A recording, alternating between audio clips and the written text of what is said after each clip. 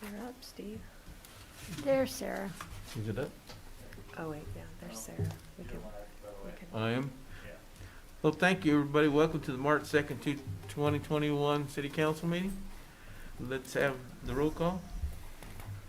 Iris DeCarvalho, Here. Dave Line. Here. Soldner, Here. Bagwell, Here. Garza. Here. Pledge Pledge allegiance. allegiance. To the flag of the United States of America and to the republic for which it stands, one nation, under God, indivisible, with liberty and justice for all.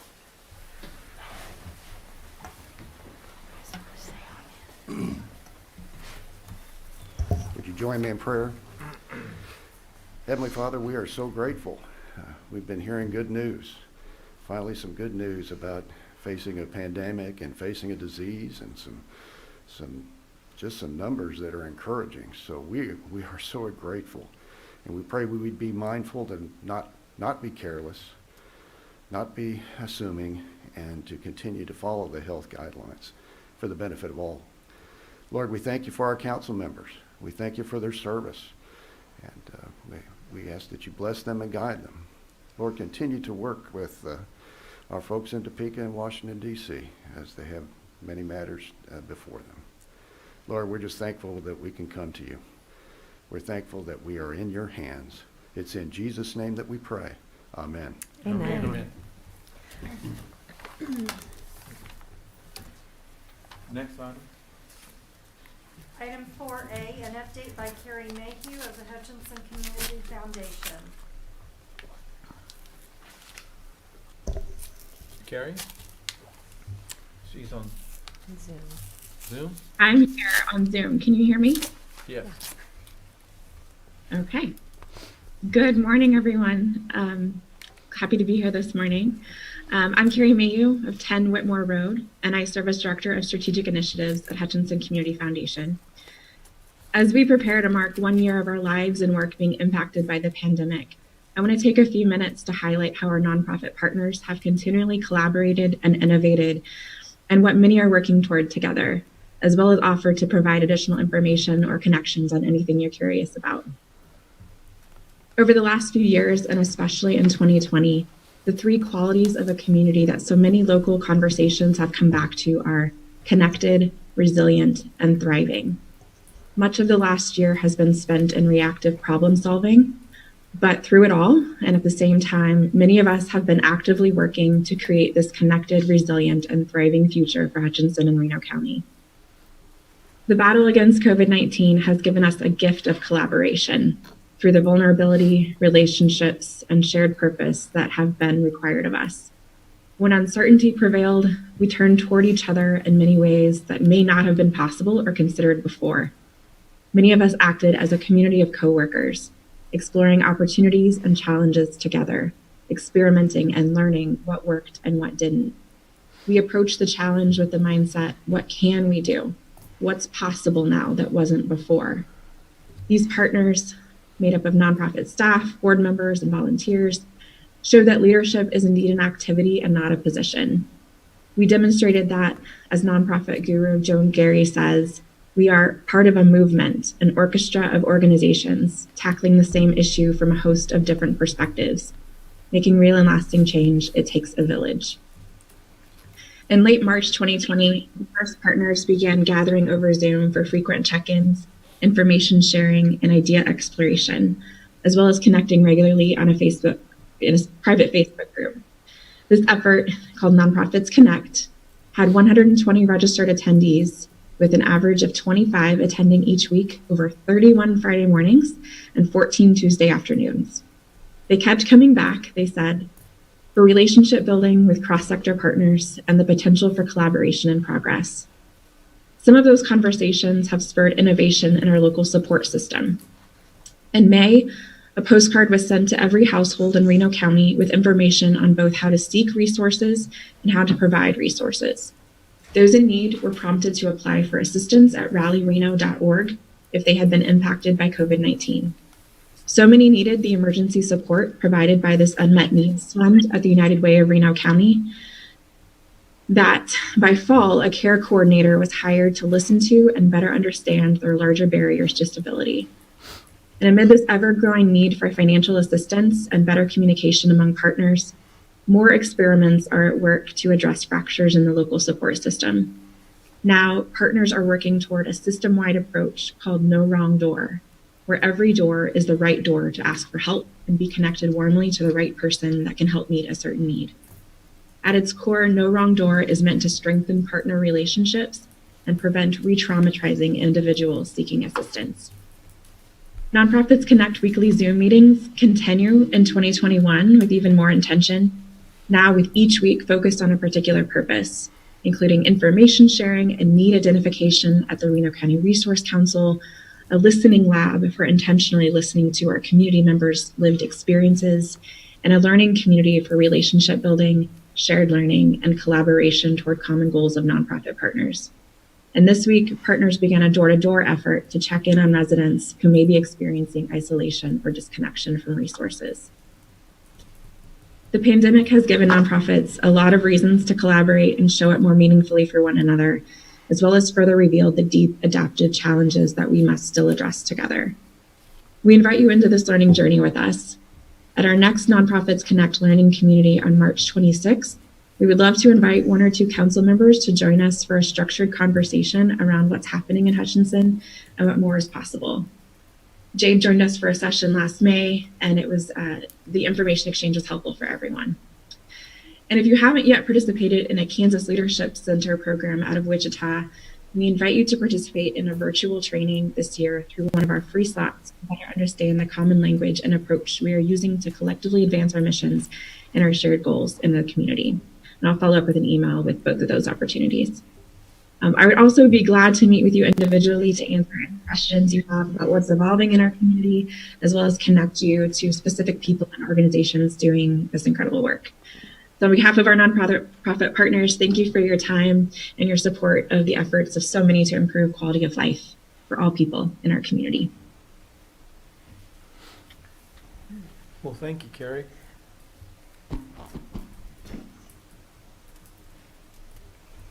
Yeah, I might also just add that we're so grateful for all the work and convening that the Community Foundation has done. And this whole idea of No Wrong Door, I've been kind of reading about that in the Facebook group and the soft handoff to whatever people might need. I just think that's phenomenal, the collaboration we're seeing amongst nonprofits. So thank you for facilitating that.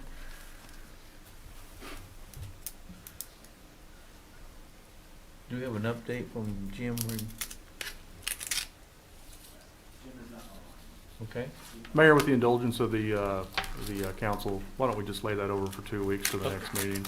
Okay. I know he anticipated being here and he wants to be here, so let's just do that if there's no objections. No, Sure. no. Thank you. Okay. And then we have oral communications from the audience.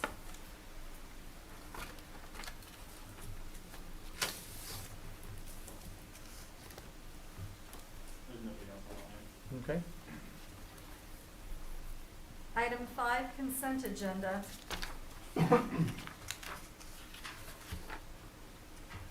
I move we approve the consent agenda as presented. Second.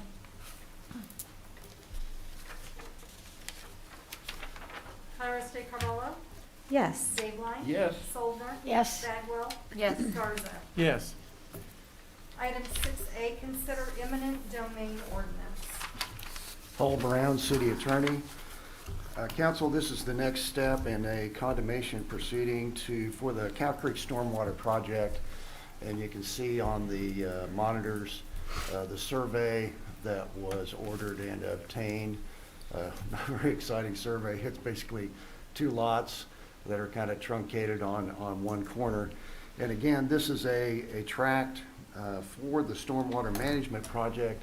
And we don't have a living person to negotiate with to purchase it. If we did, we'd have already done it by now. But we don't know of anyone, we don't know of any heirs, so eminent domain was the way we had to go.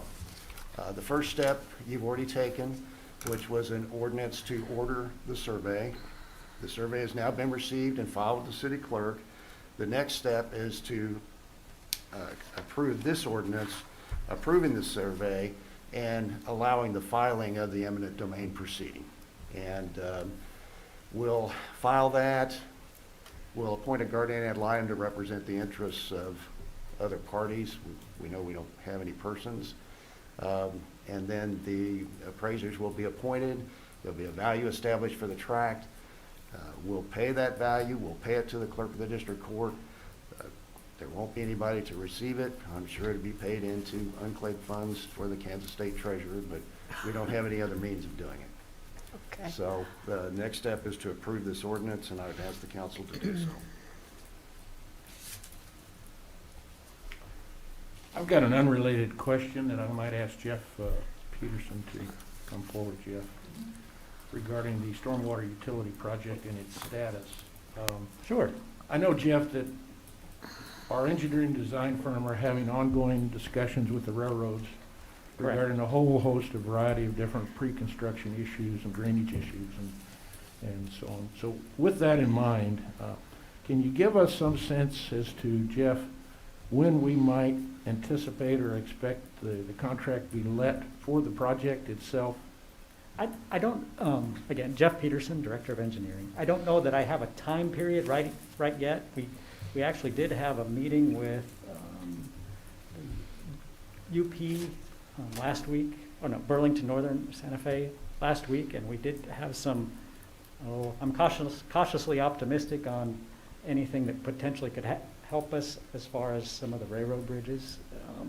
We wanted to get kind of our ducks in a row as far as some of those things before we proceed and spend a whole bunch of money at once. So we're trying to be good about what we spend and what we want to move forward with in that corridor. So some of the hang-ups have been the railroad bridges, and we're trying to move those things along right now. It's just been a slow process because there's 3 railroads that we are dealing with in that location. Well, I know the railroads move at a slow pace, and I appreciate that. But I guess I just can't emphasize enough for us to keep pushing and have our engineering firm keep pushing and pushing and pushing in a cooperative way with these railroads to get these issues resolved so we can ultimately get on with the project. Absolutely. Me too. Believe me, I want to. Do you to see also. these discussions being concluded sometime yet this year? I believe so, yes. I know potentially in the next couple of weeks, we'll hear a little bit more from one of the railroads. They've had some discussions with the K&O Railroad and haven't really come to the final conclusions on that one yet. All right. There has been some movement, I guess, on those things. Okay, So very good.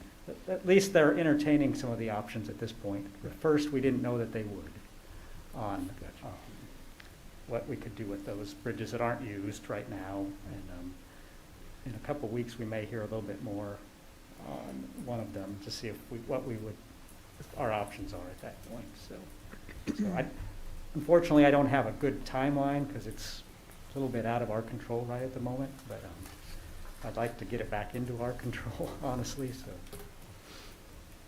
Okay. That may be a while. Thanks, Jeff. So Appreciate it. I don't have any great answers right Yeah, now. I understand.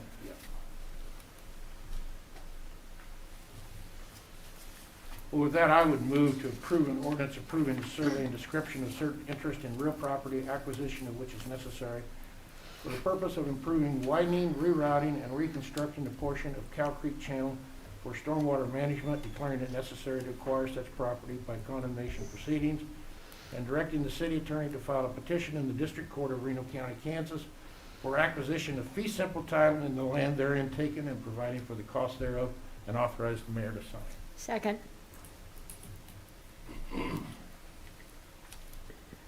Tyra State Carvalho, Yes. Dave White, Yes. Soldner. Yes. Bagwell. Yes. Garza. Yes.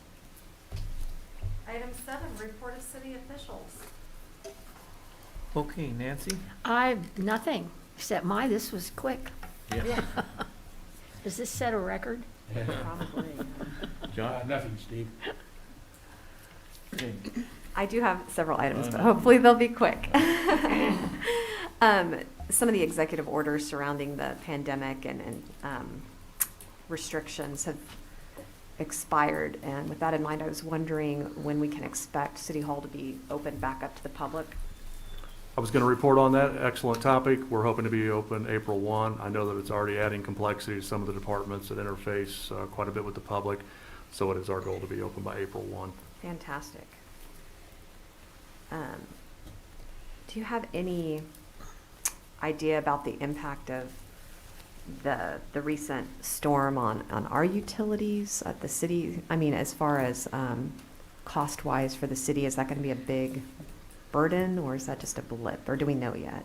I think what we can anticipate as utility customers, certainly out of the city's control, because it's not a city utility, for anybody watching to understand that is important, but most responsible utilities have capital reserves set aside for this very type of event for cost escalation. And it depends a lot on how those utilities hedge the market on their purchases from their suppliers on the pipeline and storage. So my guess is that we will probably see in the most responsible setting probably some cost increases over the period of the next year to make up for those unexpected fees. But then again, I don't know exactly how the local utilities were hedged against that type of a situation. The market prices on energy recently have been so good that people have left themselves exposed to the market. Some utilities as much as 50% exposed, which works great when the market is very favorable until you hit a situation like this, and then you are left reeling from the cost escalation. So that would be my anticipation, Okay. hopefully. Well, hopefully residents will be in the same boat with not a huge impact. I'm sure we'll get some questions on that, even though it's not a city utility.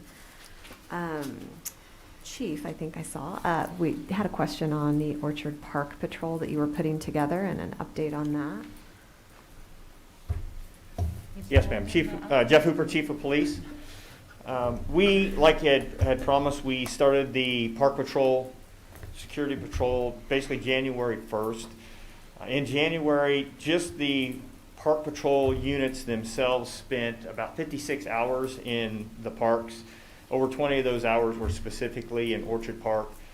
Only one issue was discovered in Orchard Park, and it was a pickup truck driving recklessly in the area, and Park Patrol called for a police unit to respond, and they did, and we were able to get that person stopped and hopefully prevent any issues or any damage up there.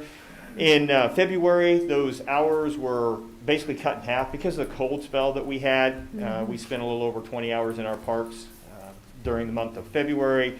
We did have one incident up at Orchard Park specifically with about a dozen cars parked up there, but they weren't doing anything. They were just kind of hanging out, talking. You know that we've had that car group that's been up there during the summer months, but they weren't causing any problems. So we really didn't have any issues in any of the parks per se during that time. We were doing all of those. Remember, we were trying to build back up our PSA unit, so we were doing all those park patrols with just really 3 individuals. But we put 6 more PSAs online at the first of the year. They're now fully trained, and starting yesterday, the 1st of March, we've started deploying those resources as well on park patrol. So right now we patrol the parks a minimum of 4 hours a night, Sunday through Thursday, with one person and 1 patrol. On Fridays and Saturday nights, we expand those hours to anywhere between 6 and 8 hours, and there's 2 patrols out during those times. As the summer months kind of pick up and more activity starts up in the parks, we'll kind of evaluate that on whether we need to add more hours, but right now I think that's probably a kind of a sweet spot for us. Of course, that doesn't include your regular police officers patrolling through the parks and stuff as well. This is just specifically the park patrol allotment only. Part of that also, with working with Justin and his department, is they also do that zoo security check. So that's part of their details there. So they're doing that every evening. So far the program appears to be pretty successful. And just because of the weather and the time of the year, we haven't encountered a lot of issues in the parks yet. But we anticipate that changing as activities in the park pick up. Yeah, that's fantastic. I'm sure it has a bit of a deterrent effect too, so maybe that's why you're not I hope seeing so, as yeah. much activity. That's the point. Did you get this Caesar? Oh, I did. Didn't see that. I couldn't say. I don't know if this is a question for you or Justin, but where did we land on other projects to, we talked about maybe a gate. Where did we land on that? What's the close time on that one? Is it everything Is it still? midnight? Midnight still? Yes, yeah. Mm-hmm. Yeah, good morning. Justin Combs, Director of Parks and Facilities. So we were kind of doing a staged approach. So the first approach was to see the results with the Park Patrol. Okay. If we continue, especially this spring and summer, if we continue to have issues, then we can revisit those issues of a gate or cameras to capture activity going on. But we thought that the Park Patrol was a good place to start and one of the most equitable options to make sure we're applying those resources evenly throughout the park system. Okay. So, Yeah. So yeah, it's kind of a test at this point to see what level do we really need to get that activity down to a minimum. So. And Great. was there a reason that midnight was the cut? 'Cause that seems late. I think that's People do across the town. I think And that's, across the town, Yep. it's midnight. Except the trails, I think, are open a little bit later. So okay. Well, thanks for that update. I had forgotten that yeah. we hadn't made a decision.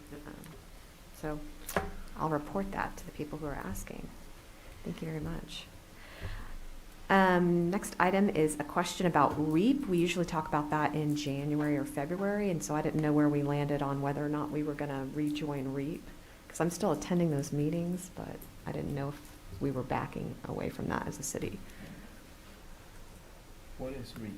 What are you talking about? Regional Economic Area Partnership. Okay. We talked about it last year, but you probably would have been in one of your first meetings. Okay. It's just a regional coalition of. I think it's worthy that we continue being a part of that as a first-class city in the region. Does it cost us any money? It does. It does. It does. What kind of money? Jeff has those numbers. Yeah, think. I was just looking that email up. My recollection is it's in the neighborhood of $9,000 or $10,000 a year.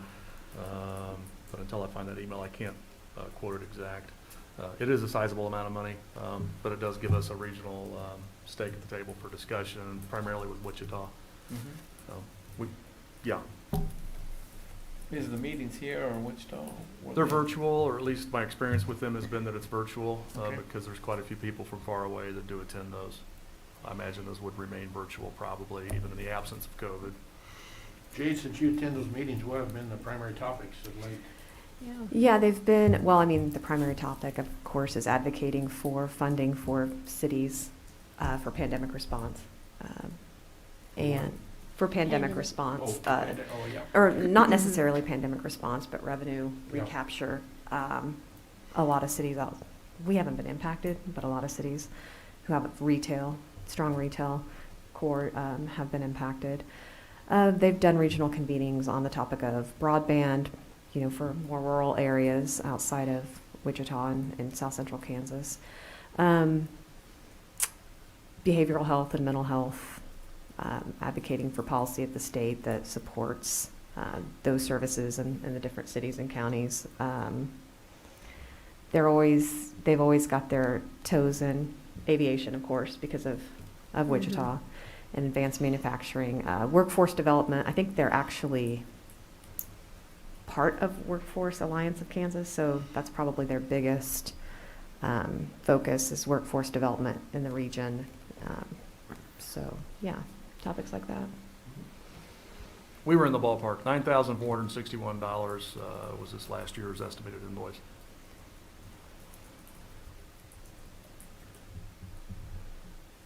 Well, I'm just learning about this, and so far what I've heard, I think we need to stay with it. What days do they have certain days they do this, virtual? Yeah, why don't I think I connected you with the director. Mm-hmm. Why is her name escaping me right now? And I'll reconnect you via Okay. email, because you may want to Yes. start attending some of those. Yes. Laura, rainwater, my word, Yeah. goodness. Anything else? I did have one more item, Okay. and this is going to seem like it comes out of left field, but we have been talking about vacant buildings. We've been discussing that a little bit. And we have had a few businesses, small businesses, falter with the pandemic. Made me wonder if maybe we should be looking at our economic opportunity fund a little differently and considering using part of it as a revolving loan fund for businesses who want to go into a vacant building. So I know that sounds like it's coming out of left field, but I'm thinking primarily in the downtown area, there's some businesses that have failed and led to more vacancies, but really we have vacant buildings all over, and there's not a lot of money in that. It's only like $360,000, I think. But just wanted to get your thoughts on whether the city should go there. Maybe a low interest revolving loan fund, or if that's just something that we shouldn't even be considering. I didn't want to bring it up to the chamber unless I knew the council would be interested, so. Is that like allocating some money from that fund to a new program? Yeah, it would be, I mean, it's not something we've done in the past, but I know we've talked about it. We've talked about it mostly on the housing side. Yeah. And I think we did allocate some funding for a program, maybe it was grant, I can't remember. But it would just be for, businesses, kind of like gap funding, I guess, for businesses that are interested in going into a building that is currently vacant, fixing it up, bringing it back onto the tax rolls. And Yes. it would work, so since it'd be revolving, if you made the right decisions as far as who you loan it to, it would continue to work in our community. It'd come back to us so that we can loan it out to another business. And then, And you're gonna bring it up to the chamber to see if they would facilitate that program? well, not necessarily. I was going to bring it up to the chamber to see if they thought it would be worthy as an economic development tool, because I'm not an expert in that area. So, Yeah, I mean, we'd have to come up with a program, fund the program. I guess it would maybe be useful to talk to the chamber to see how many local businesses in the area would be interested, so we'd know how much to fund into that program. Or yeah, I think the way, and John and Nancy can correct me, I think what we originally intended that for, Mhm. well, we used to not have an economic opportunity fund. It used to be just hidden in the general fund. And we use it to seal the deal on job opportunities. So, I think that's what we probably have our jobs policy. Doesn't it come out of that if people are Yeah. bringing? So, I mean, maybe that's just not something we want to go down that road. I just was wondering if we should be more aggressive about some of these vacant buildings as far as, program-wise, how we can help with those. Incentivize people to go in there. Yeah, and it might not, I mean, it's such a small amount, it may not even be, worthy of consideration, but it might be something that pushes people over the finish line on a project. I don't know. John, you're Well, the the, intent of the EOF fund obviously was for job creation and for, based on capital investment and Mhm. thresholds of job creation. And these were primary jobs, Mm-hmm. advanced manufacturing, research and development. And I sure would hope we would continue with that, on that path. Okay. I'm not opposed to it. I've observed other communities getting involved in low-interest loan programs. The Main Street program used to have some of those Mhm. types of programs. I don't know where the Main Street program is in Kansas now. I think they were trying to revive it. Yeah, I know I'm that. certainly sympathetic to the need for small business assistance, but I would be one that would want to guard that fund for important major economic development initiatives. And, there may be a point in time where we accumulate a certain level that we're comfortable with and perhaps reallocate some of that, but for now, I would want to protect what we currently have. Yeah, I appreciate your insight on that, John. That's definitely your area of expertise, and you're probably right. If we had $1.5 million, maybe having $250,000 or $500,000 in a loan fund Yeah. makes sense. yeah, But but with only 300 and some, When the that's not. Manhattans of the world have $1.5 million, $2 million, the Salinas, the Topekas, ours is a very, very, very modest amount. Mhm. We've been very conservative as a community. But when the opportunities came around, I think Hutchinson has performed quite well. Mhm. We have found a way, and that was the reason to sustain that economic opportunity fund and get it in a dedicated form rather than part of the general fund. And hopefully we can stay down that path. Okay. Mhm. Well, that was just an idea I wanted to float, and with that, that's all I have, Mayor. Okay. Sarah? I had just the update with the parks. I've noticed that, that you're gonna have a meeting with LaBella Kelly soon, so thank you for facilitating that. I know that she's, has a concern about, large amount of vehicles that accumulate in that park late at night. It does look like there was some about 8:15 on February 19th, but they didn't cause any issues. Does that mean like they're maintaining, so they're not being too loud? Because isn't there like a noise ordinance that comes in at some point?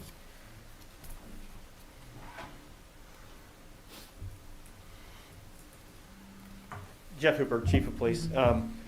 Yeah, we do have a noise ordinance, but as we've seen up there in Orchard Park several times, the group gathers up there, just like, people having an event in the park, and there's certainly nothing wrong with that. We want people to be Yeah. able to gather in our parks and have a good time as long as they're doing it responsibly. Yeah. And so when we see a large group like that, we certainly are monitoring them to make sure that they're treating our parks fairly and enjoying them, allowing enjoyment of other people as well. But as long as that's going on, then we have it. We just leave them alone and let them enjoy our great parks. So. Yeah, I still think midnight's really late for parks though, because if you have a bunch of people driving their cars around, and if you're living right next to the park, I don't know, that could, you want to go to bed at 10 o'clock at night and there's And people Councilman across the street. Member Bagwell, one of the things I can point out is that we are sending our PSAs out this Friday to make Yeah. contact with some of the residents in the area Mhm. and stuff that are around that park, Yeah. to reassure them that we are out and patrolling the parks and what they need to do if they see an issue in the park and who they need to contact so we can have that addressed right away. And hopefully that will give some confidence to those residents that we are doing what we promised that we were going to do. Okay. So, Thank you very much, and I appreciate it. I think if we decide to push up or push back the curfew, it needs to be done across the board, across all parks, because people live by all parks in our community. Yeah. Not saying we need to do that, but I certainly wouldn't want to make a different rule for just that park. And, you know, the thing about public assets is that they're there for the public to enjoy, and as long as nobody's harming anyone, they should be able to gather there like everyone else who pays taxes. So I appreciate the work you're doing there to make sure that nothing is nefarious is going on, but I would hope that we would leave, you know, people to enjoy those parks if they're not doing anything. Anything else, Sarah?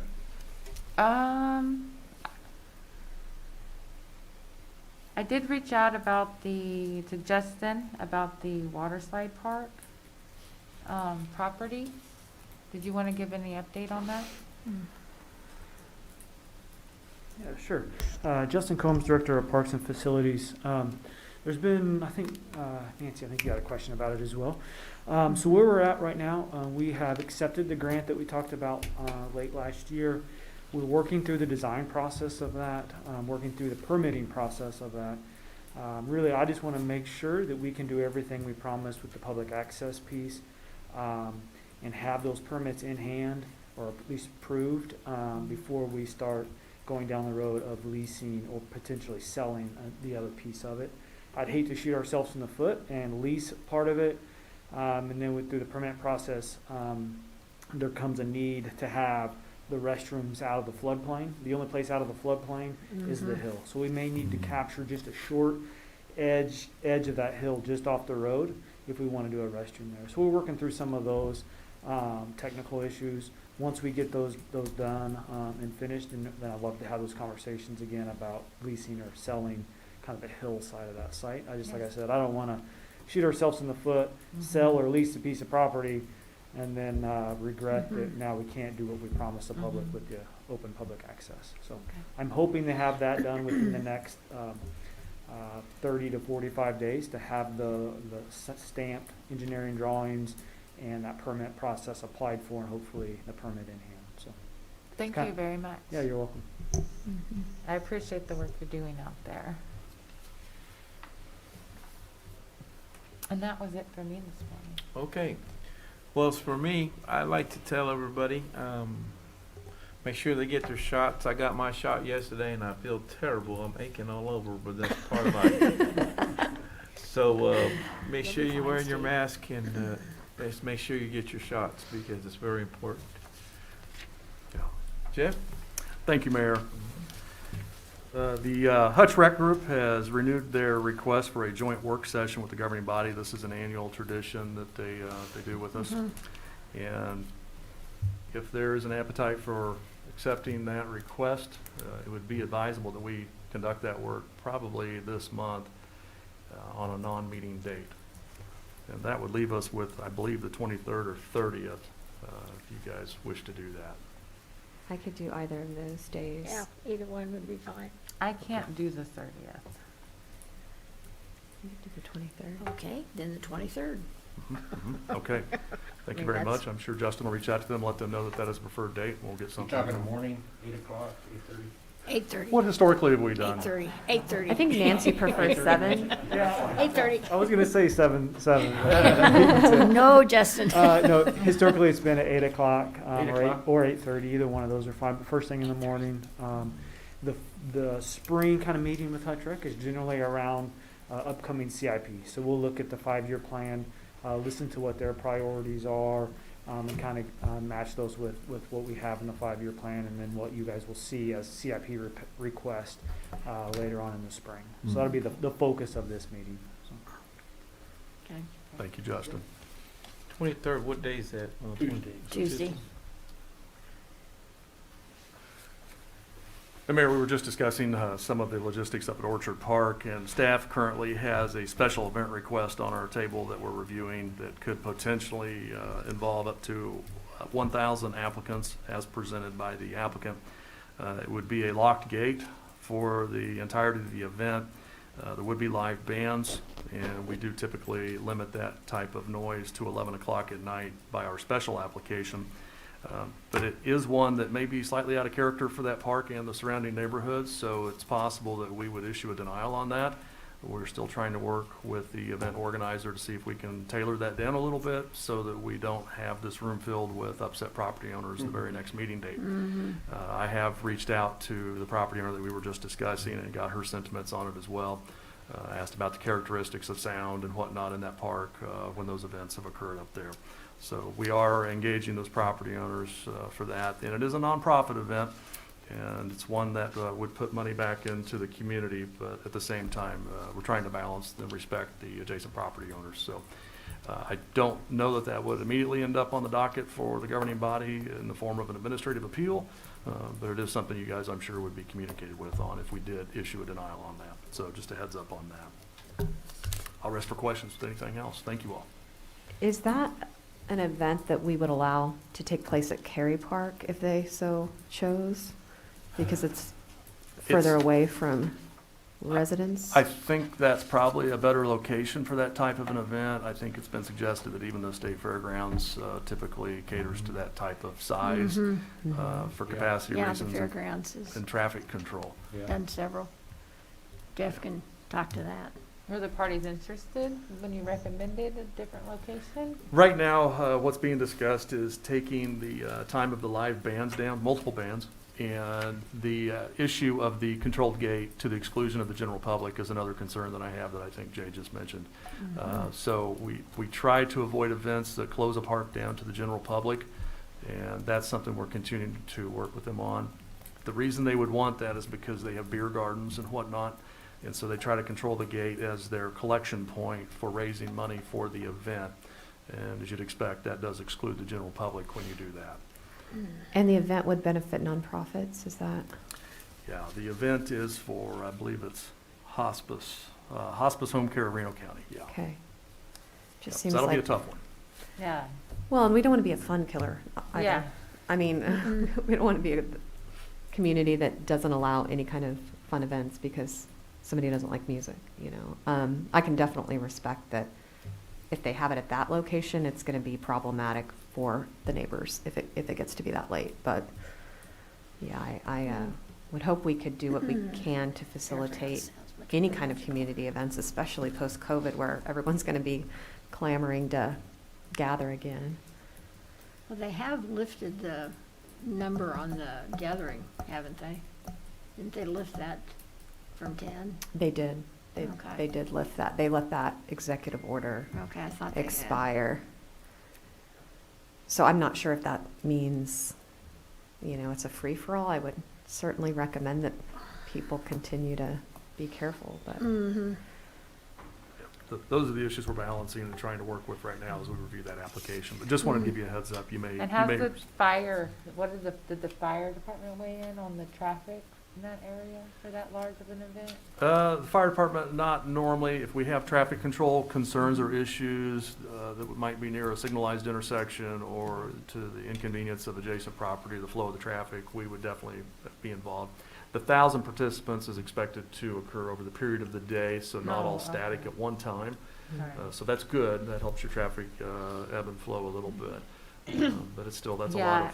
I definitely wouldn't want to deter any kind of fundraising event. I mean, it is still a public asset that we. And to be clear, I'm not asking you all to help us make the decision right now. More than anything, Yeah. I'm letting you all know that Yeah. if you do receive communications and concerns that an event got administratively denied, here's why. Okay. And that you guys would be able to take a swing at it with the applicant at the podium if you so desired. But that would be the reason for some of our concern initially with the application. Okay. But I do appreciate your input on that. It does help us understand where you all stand. Thank you. One other thing on that, Mr. Hooper, would they have to have police there since they're having, I know on other events that we had before many years ago, Didn't you require them to have a police officer there, if I remember right, or not? Well, you have to have security of some Security, sort. yeah. The state licensing requirement on Yeah. that does require that, you're exactly correct. Right. So that's something else that they would have to provide, and I think they're aware of that, so that's probably not a big stumbling block for the event, but you're correct. Yeah. Thank you all. I'll rest for questions. Any questions? Mm. All right, any motion for adjournment? I move to adjourn. Second? Okay, Iris Carvalho? Yes. Dave Light? Yes. Soldner? Yes. Bagwell? Yes. Garza? yes.